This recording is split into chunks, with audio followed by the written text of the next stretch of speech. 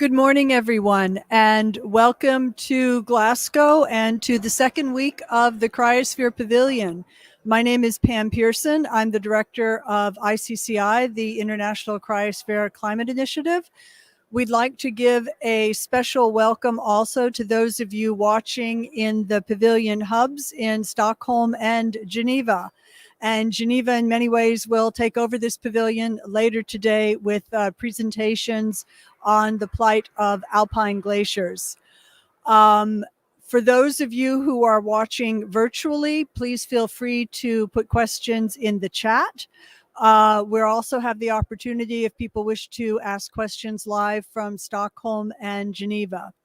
So today is the first of 2 days that are focused on mountain glaciers and snow, which are incredibly important in multiple ways.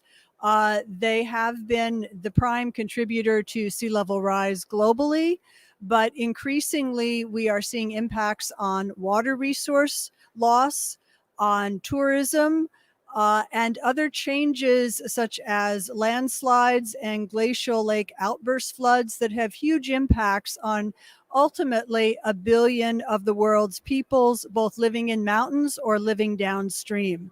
So this is an incredibly important aspect of global cryosphere, and we're happy to be hosting these 2 days to help to raise ambition as the negotiations move forward in terms of outcomes in COP26.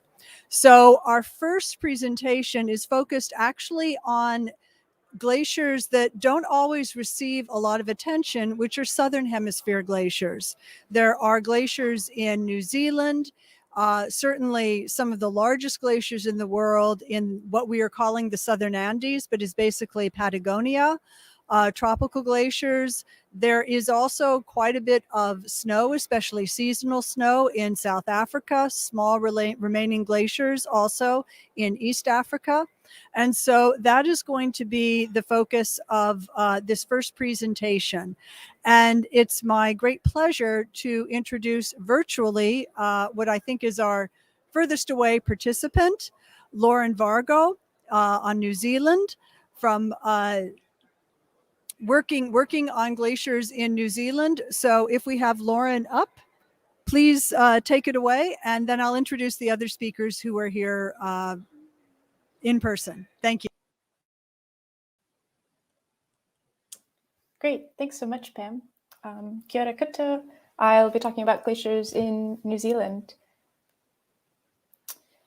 People around the world have been paying attention to glaciers for a long time, and that includes the Indigenous Maori people in New Zealand.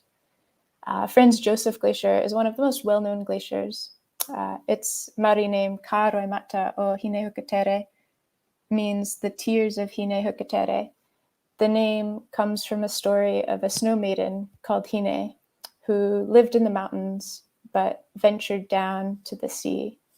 While she was down there, she met a man who she fell in love with. She convinced him to return to the mountains with her so that she could be in this place that she loved with him.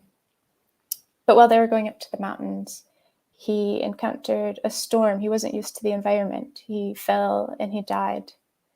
Hine was so upset that she sat in the mountains and she cried. Her tears flowed, and as they flowed, they froze, and they turned into this body of ice that flowed down the mountain. That story, to me, shows how connected the people in New Zealand are and have been for hundreds of years with the glaciers here and their significance. Last week, we heard from Matthias Huss that glaciers are ambassadors to climate change, and I thought this was especially fitting for New Zealand glaciers. All glaciers respond to changes in climate on different timescales. New Zealand glaciers are mid-latitude glaciers, they're maritime, and they get huge amounts of precipitation. That makes them especially sensitive to changes in climate, especially temperature. Seeing dramatic changes in these huge bodies of ice are very evocative images of climate change. On the left, we can see a photo of Franz Josef Glacier in 1871, and on the right, how much the glacier has changed in 2016.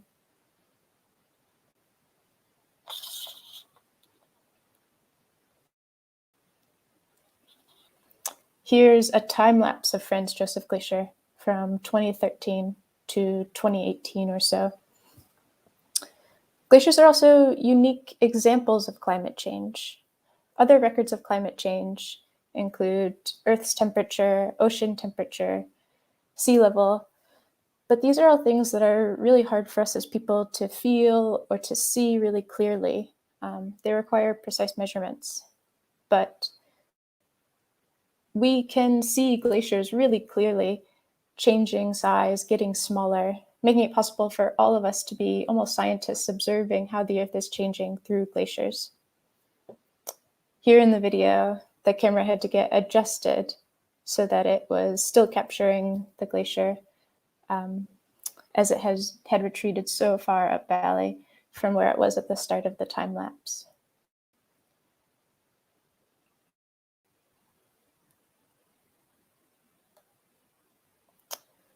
In addition to seeing changes in glaciers over a year or a few years, we see huge changes in New Zealand glaciers over decades. This is a satellite image of Aoraki Mount Cook.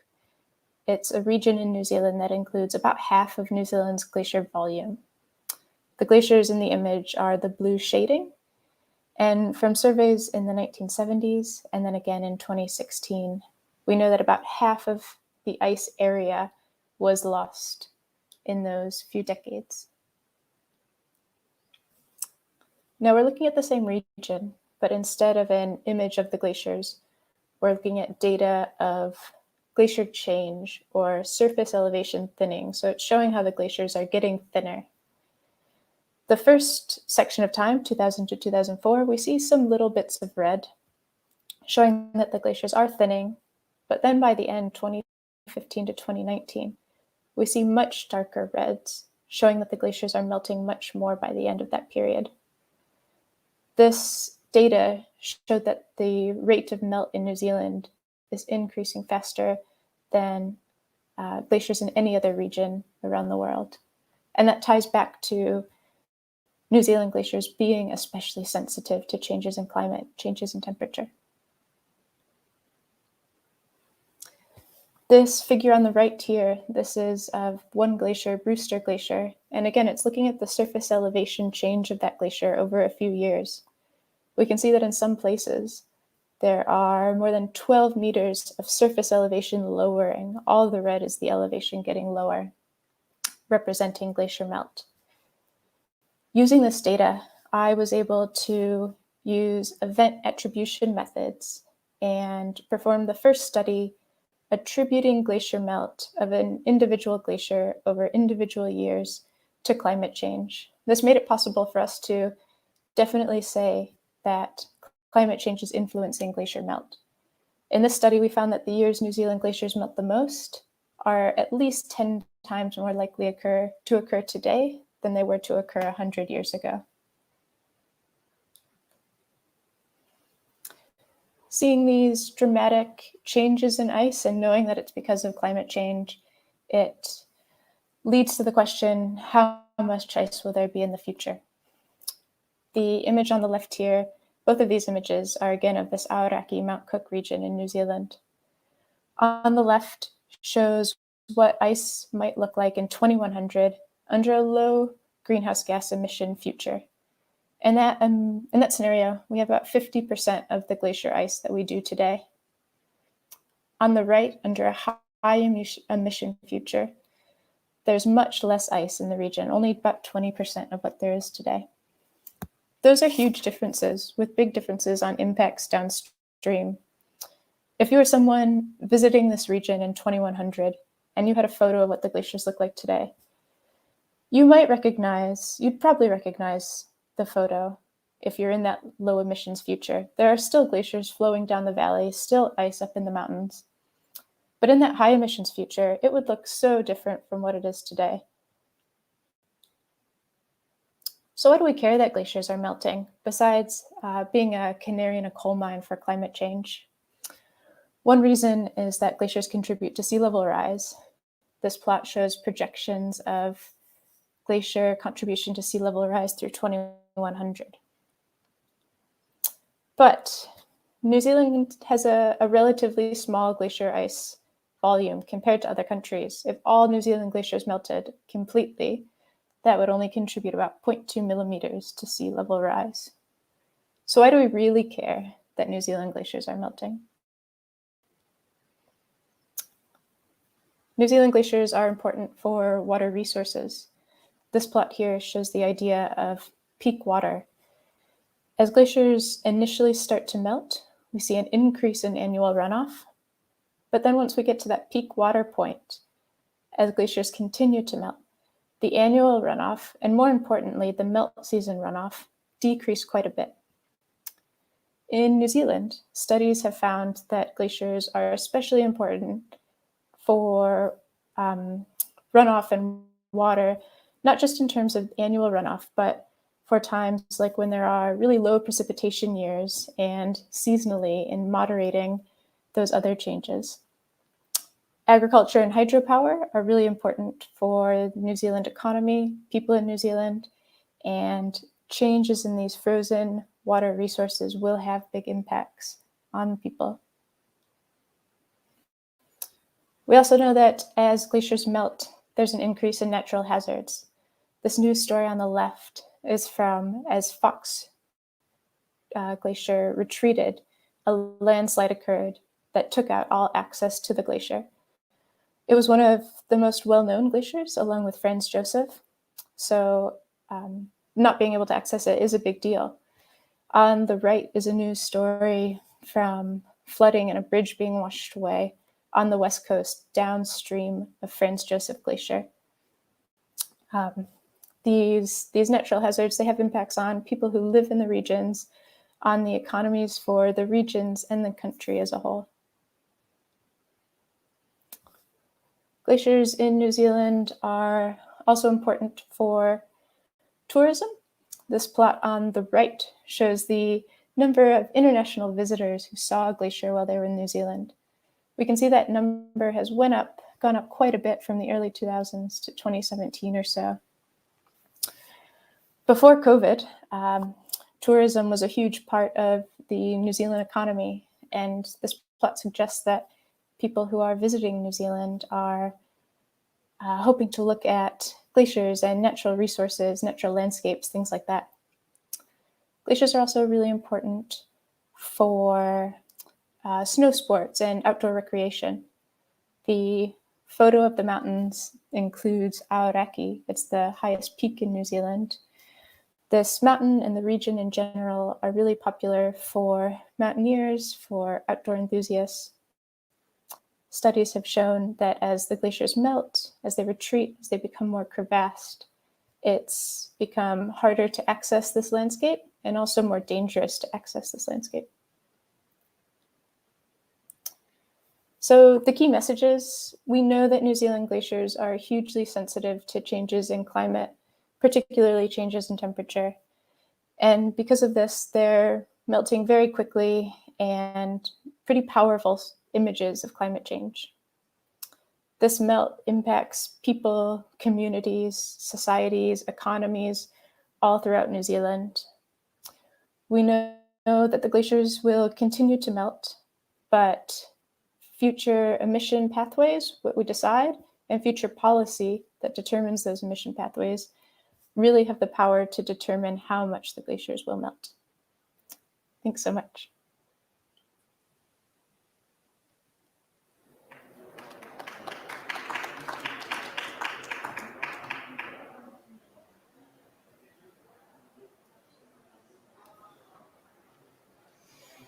Thank you so much, Lauren.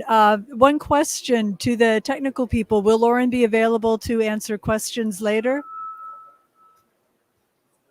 Okay.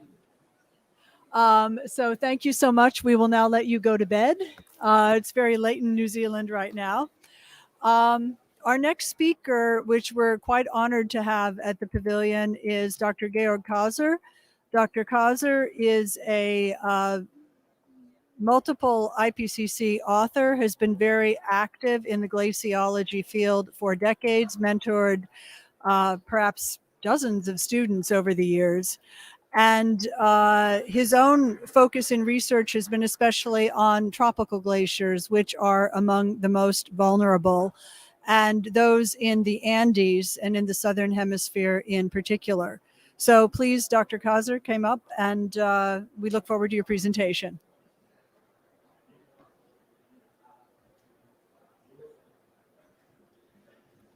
Thank you very much, Pam, for inviting me, for giving me the opportunity again after a couple of times to talk about tropical glaciers, low latitude glaciers in the occasion of a UNFCCC COP.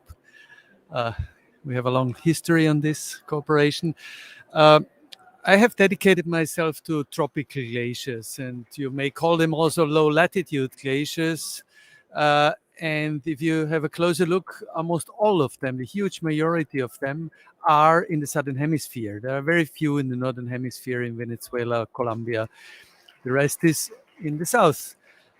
And those glaciers experience very particular circumstances which finally lead to this particular vulnerability, as you have mentioned. The fact is that the tropics experience a thermal regime where the daily variation of temperature, the daily amplitude of temperature is higher, is bigger than the seasonal variation in temperature. That means that we have almost no seasonal temperature variation. And if we then change the thermal conditions to higher overall temperatures, that affects those glaciers all year round, not just over summertime. And this makes them more exposed to any change in the atmospheric conditions. There is, of course, another seasonal variation which also drives or modifies the glacier behavior, and that is the hygric seasonality. It depends very much on whether you have very dry situations over a couple of months or very wet situations.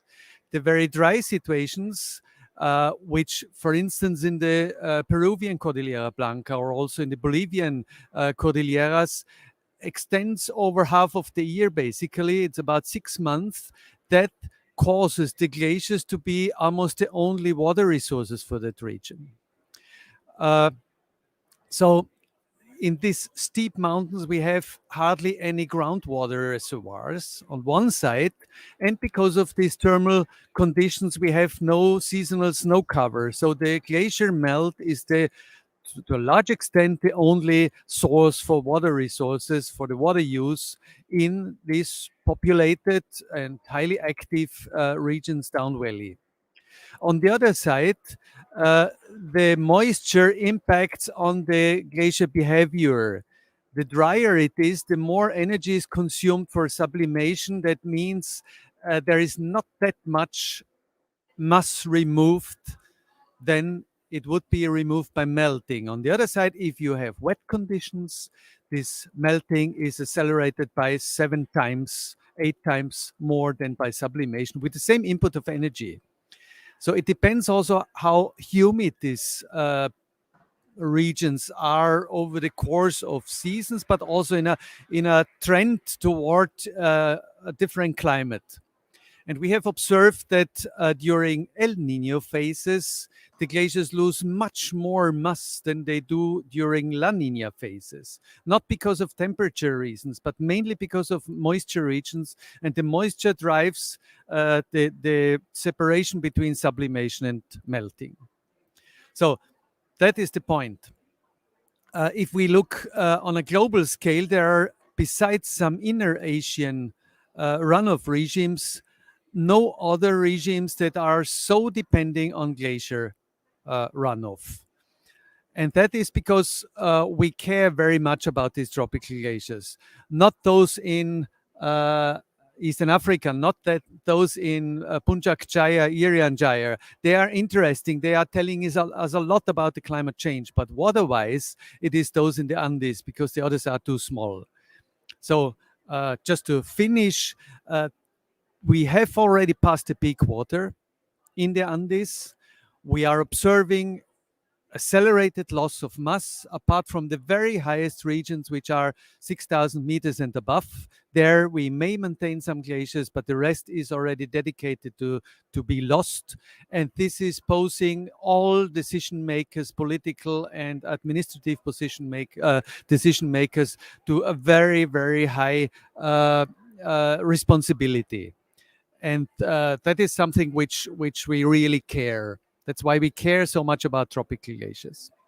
I thank you very much, and I pass on to Heidi Silvestre. She is expert in Southern Hemisphere glaciers too.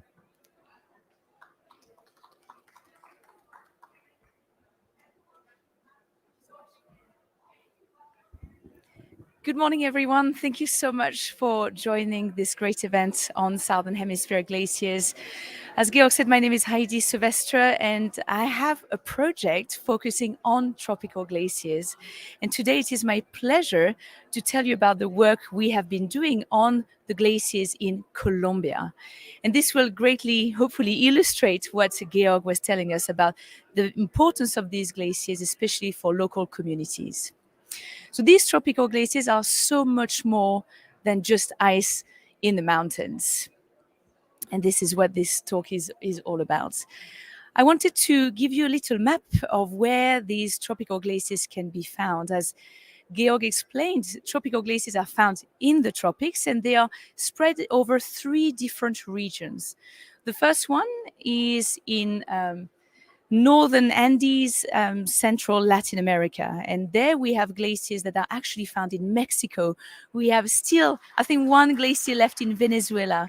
We have some glaciers left in Colombia, and I'll tell you all about them. And we also have a few glaciers that are in Bolivia and in Peru. And the glaciers in Bolivia and in Peru are of huge importance for the local population because they are still big enough to bring water into the rivers that go into some of the biggest cities in the area. There are also still today tropical glaciers in East Africa. These are the glaciers in Mount Kilimanjaro. I'm sure you remember them. There are also glaciers in Kenya and glaciers in Uganda. These glaciers there are so much smaller, and their importance is, of course, lessened by the size that is remaining in those regions. And the last glaciers you may have never heard about, and Professor Kaser just mentioned them, these are glaciers in Indonesia, and they're so small, they won't be there for much longer, unfortunately. But today I want to tell you all about the glaciers we found in Colombia. 2 years ago, I wasn't aware that there were glaciers in Colombia. And what happened is that I actually got contacted by citizens in Colombia that were really eager to connect with glaciologists to raise awareness in their own country on the importance of these tropical glaciers. So this is how, in 2019, I brought my entire team to Colombia to understand what the situation was there and to also bring equipment that they could use to monitor the tropical glaciers of Colombia. So Colombia is a country that is blessed by an incredible variety of landscapes. You have everything from tropical forests, beaches, to almost polar environments with these really high up icy and snowy environments. The highest mountain in Colombia culminates around, I think it's 5,700 meters high. And this is why there is still ice left really high up on these mountains. So we have 4 main glaciarized mountain ranges in Colombia. The first one is La Sierra Nevada de Santa Marta. This is a very protected area, and it's mostly only indigenous communities that are allowed to work on the glaciers there. And you can see the tiny white patches on this satellite image are tropical glaciers.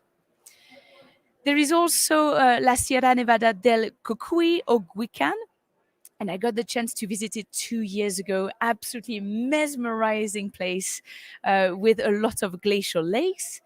There is also the National Park of Los Nevados meaning the white peaks. And we also did a little bit of work there. There are these really high volcanoes that are covered by ice. And the last one is Nevados de Huila, that is also a stratovolcano covered by ice. So as you can see, there is still a lot of ice left in Colombia. There are about 70 individual glaciers left in the country. Again, this is much more than just ice on mountains. These glaciers still are of huge importance for the local communities, for the local population. Why are they important? First of all, because these glaciers are really sentinels of global climate change. These glaciers are reacting very quickly to the increase in temperature, but most importantly, and Professor Kaser said it very well, these glaciers are also very affected by the changes in precipitation. Most of these glaciers are around 5,000 meters high. The highest mountain is 5,700. So these glaciers don't have a very big range to survive to any changes in precipitation and temperature. And they are just at the threshold where precipitation either falls as rain or falls as snow. If it's snow, it's good for the glaciers. If it's rain, it will really rapidly increase the melting of these glaciers. And what you can see here on the graph on the left-hand side is the change in the surface covered by these glaciers. And as you can see, they're shrinking extremely rapidly. And if we look at projections, so what could happen in the future based on our decisions, based on the decisions that are being made here at COP26, well, these glaciers could disappear very quickly. We do know that if we keep following a business as usual scenario, these glaciers, most of these glaciers will be gone by the end of the century. And in Colombia, this could happen much, much sooner than what is shown here on this diagram. This is for all the tropical glaciers in the world. So the glaciers are disappearing very, very quickly, and this has a series of consequences on local communities. So when we traveled to the Los Nevados National Park, we actually had plenty of time to talk to the local communities there. And we do know that the water coming from the glaciers is of really big importance, especially during the dry seasons. During the dry season, snow melts, bringing water into the rivers, but also the glaciers melt that are also adding to the water in these rivers. And populations need that water. They need water to grow potatoes. There is a very big subsistence agriculture in the area. There is also coffee plantations all around the Los Nevados National Park. So for these communities, they need the glaciers. They need the snow falling on the mountains. We also know that the water coming from these glaciarized mountain ranges helps support extremely diverse ecosystems. What you're looking at here is what we call a paramo. And paramos are these natural sponges. What they do is get the water from the snowmelt, get the water from the glacier melt, and store it and release it gradually year round.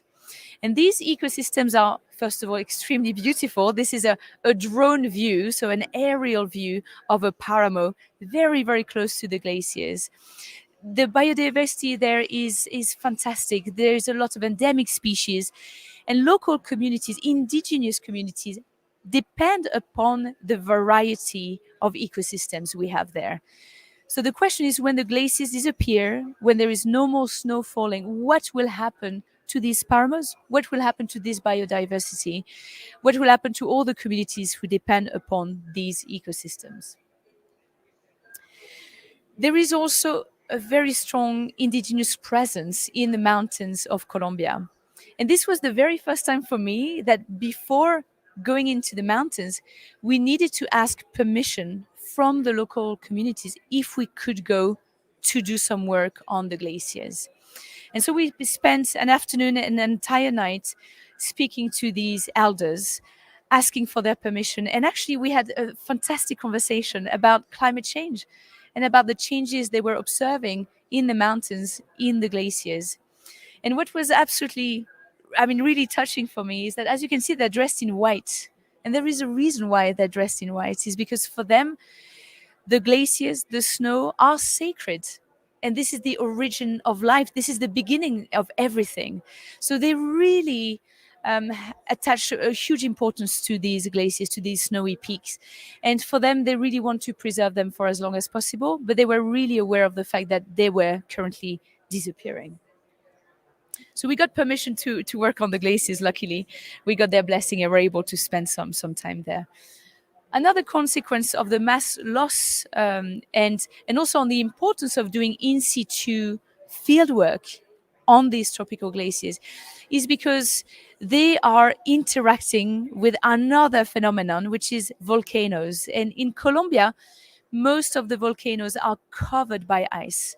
And when lava encounters ice, it can create some very dramatic consequences. This is a picture from 1985 from the eruption of the Nevado del Ruiz. And when the volcano erupted, it created a massive mass flood, mass flow. That actually created dramatic consequences in the country. 25,000 people died as the result of this eruption. And this simply shows how important it is to keep studying these glaciers. Even though they are disappearing, we need to study the interaction between the ice and the volcanoes to be able to predict future potential mass flow. But I want to tell you about a project that I came across when we were in Colombia. And this is actually the project that invited us to travel to their country. The project is called Cumbres Blancas Colombia. And this is a project that was started by citizens in Colombia. They are not scientists. They were actually not even activists focusing on the climate crisis. They simply were curious about the glaciers in their country. And they decided to create this fantastic project that is literally moving mountains in Colombia. What they have done is they have put together this fantastic group of citizens, scientists, artists, indigenous communities to help raise awareness about the importance of the tropical glaciers in their own country. I come from the French Alps. We don't even have this in my own country. We don't have such a project. And I think there's a lot we can learn from Cumbres Blancas Colombia. This is fantastic inspiration for us. So Cumbres Blancas Colombia has been able to raise awareness on the importance of the tropical glaciers in their country. There is one glaciologist in Colombia, and he is on the left-hand side here, Dr. Jorge Luis Ceballos. He's all alone trying to study these glaciers. He's all alone doing field work to help understand how quickly these glaciers are changing. And so Cumbres Blancas Colombia has certainly given him an entire platform to help his work, to help raise awareness about these incredible glaciers. They're also doing a lot of educative work, a lot of science communication. They are going to schools all across the country. They're going to universities. They've also been able to connect directly with policymakers to increase the budget that is dedicated to the glaciologists in Colombia and really support the work that is being done there. And when we were in Colombia with my team, we were able to work very closely with Jorge.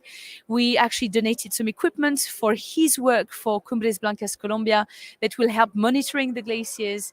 And it was a bit of a miracle, but we got the chance to actually give an address at the Congress of Colombia in front of all the members of the Congress to plea for the importance of their glaciers. And this has led to a series of decisions that were made by the government of Colombia. More money has been put towards the Colombian glaciers. And now a new status has been given to the glaciers in Colombia to really increase their level of protection. So even though Cumbres Blancas Colombia will not be able to stop the total disappearance of the glaciers in their country, I think there's a lot we can learn from Colombia. And by being able to create such a project involving citizens, scientists, artists, indigenous communities, I think this will greatly help all the other glaciers in the world that are following the same trajectory as the glaciers in Colombia. So if you are interested in the work that Cumbres Blancas is doing, here is their email addresses. And my project on tropical glaciers is continuing. Hopefully in 2 or 3 weeks, I'll be heading to the glaciers in Uganda. And let's not forget the tropical glaciers. They're still here. They still have a lot to tell us. And we can still fight for them. We can still slow down their disappearance. And if we help the tropical glaciers of Colombia, this will also greatly help all the other mountain glaciers in the world. Thank you.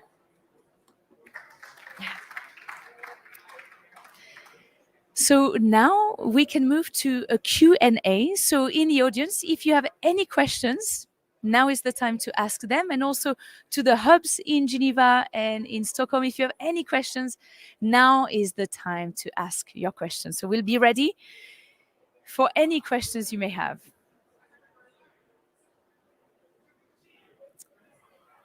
Oh, there is a question here in the audience.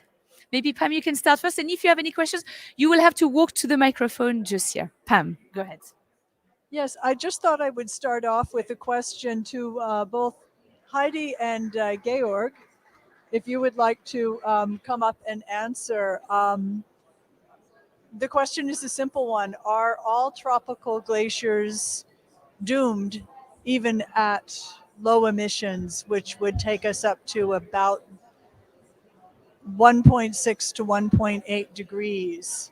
So assuming a 1.6 to 1.8 degree peak, can these remain to any extent at all? And if so, which ones might have remnants?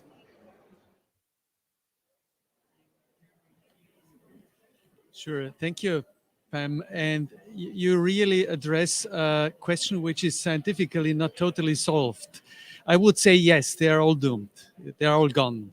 We have no chance to preserve them, apart from those very, very high glacier parts in the Cordillera Blanca above 6,000 meters, or a few in the Cordillera Real. Yet, on the other side, in Irian Jaya in Indonesia, we were expecting their disappearance already 30 years ago. And they are still there. So something is going on really on the edge of this 0 degree level, I would say, which we do not fully understand yet, also because we are not able to monitor in a way as we used to do it. On the other side, this Chakaltaya Glacier, one of the most famous that had disappeared, famous because it's close to La Paz and has a ski resort, had a ski resort on it. Also that one, similar glaciers of the same size in the Alps, getting out from the Little Ice Age. They had already disappeared in the 1970s, 80s, so much, much earlier. So there is something which we do not fully understand yet. And it may take a little bit longer for this, particularly in the very humid tropics, where we occasionally have snowfall, which then compensates for a couple of years of heavy melting. But in principle, they are all determined to be lost already in the climate we had produced for the last 20 years. So an average of the last 20 years climate does not allow tropical glaciers to survive, with these few exceptions of 6,000 meters and higher. Yes, exactly. I totally agree with Professor Kaser here. It's going to be very difficult for these glaciers that are lower than 6,000 meters to survive. And what we're seeing is actually very strong local differences in these glaciarized mountain areas. For example, in Colombia, we see really big differences because some glaciers are also affected by another phenomenon that is happening, which is air pollution, black carbon that is falling on top of these glaciers. And some of the glaciers we studied in Colombia were totally blackened by a nearby volcano. And this is something that has nothing to do with us, obviously. What we can definitely control is air quality, air pollution coming from our activities. But sometimes it only takes a volcano to blacken the surface of a glacier to really accelerate and catalyze its melting.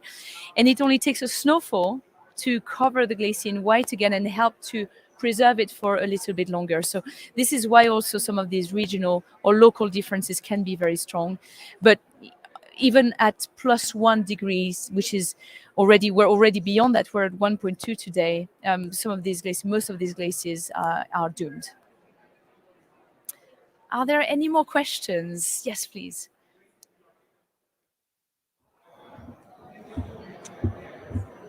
First of all, thank you for the presentations. They were very informative and very interesting to listen to. But I think my question is kind of a practical nature. So you talked about the Cumbres Blancas and other projects, and you said that they can have an important impact, although the glaciers themselves are doomed to be disappeared. So maybe you can elaborate a bit what kind of an impact they can have, how big can it be, what can it change, and what do you have to do for it? Thank you.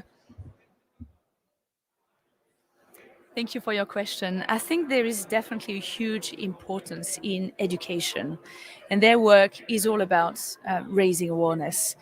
And I'm absolutely convinced that as soon as you know how bad things are, you really want to help out. You really want to act. You want to focus on solutions. And this is exactly what they're doing. In their country, most people are actually not aware of simply of the existence of these glaciers.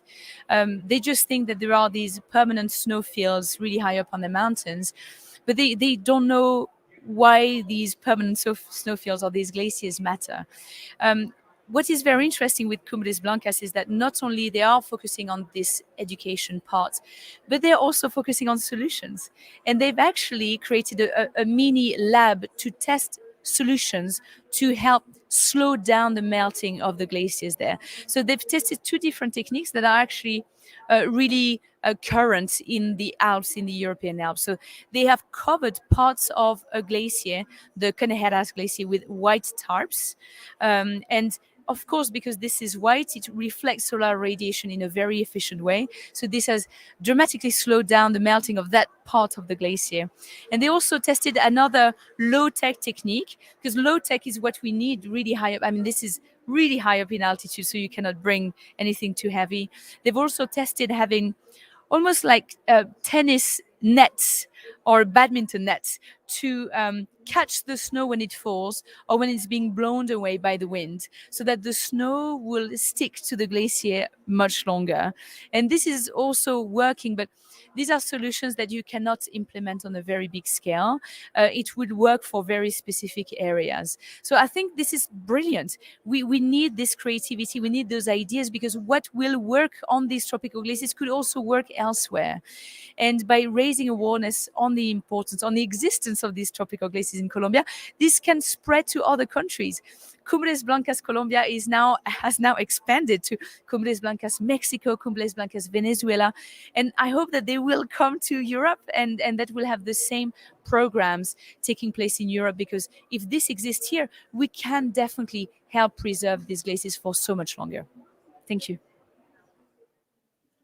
I may just add and second Heidi. This is a particular aspect of glaciers being poster childs of climate change.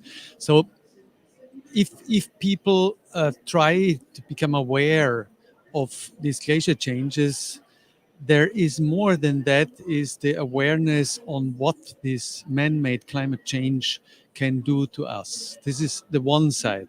The other side is that we can see how much those people struggle with these tiny little changes, which is impacted by the total global climate change. So they come up with tiny little solutions, simple solutions, but that just shows how much they struggle, how much they are already under pressure to survive in this environment. It's just local. It's if you go 100 kilometers away, people do not even know that glaciers are there.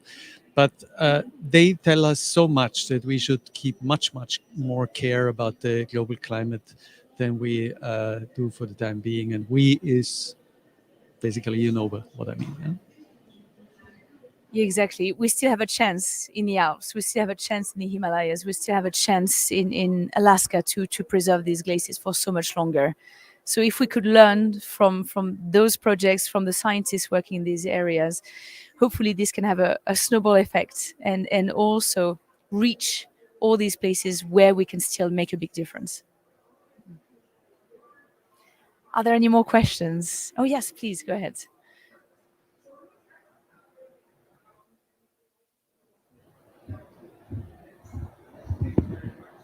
Thank you very much for this very informative presentation and the importance of this. As you say, it's a poster child. I'm curious about what you named in the drones slide about the sponges and the ecological diversity. It's the first time I've heard of this, and would you go into more detail as to what that means? Yeah, absolutely. Thank you for your question. Let me just put it back up. Yeah, it was this one. It's called a paramo. And paramos are literally natural sponges. If you were to walk in this environment, it's absolutely full of water. And paramos are fully protected in Colombia because they are these natural ecosystems storing water coming from rain coming from snow melt, coming from the ice melt, and they release the water very gradually year round. So these Paramos really depend upon, of course, the rain, of course, the snow, but also still a little bit on the glaciers. And there is not a lot of studies focusing on what could happen to these Paramos when the ice will be gone, and then we would have to rely only on snowmelt if there is still snow falling, and on rain. And these are incredibly biodiverse environments. There is endemic species everywhere. We were able to go to these Paramos with a ranger from the national park in the Los Nevados National Park, who was absolutely brilliant, telling us about all these species that you can only see there. And we do know that indigenous communities rely on the plants that we find there to cure any illnesses they may have. So these Paramos are important on so many different levels. They are protected, but they're definitely not protected for the fact that glaciers will disappear. Do we have any more questions in the audience today? All right, well, thank you so very much. Thank you, Professor Kaser. Thank you, Lauren, for joining this session. The next session will be at 11:30 on snow, I believe. Yeah. Okay. Okay. Thank you.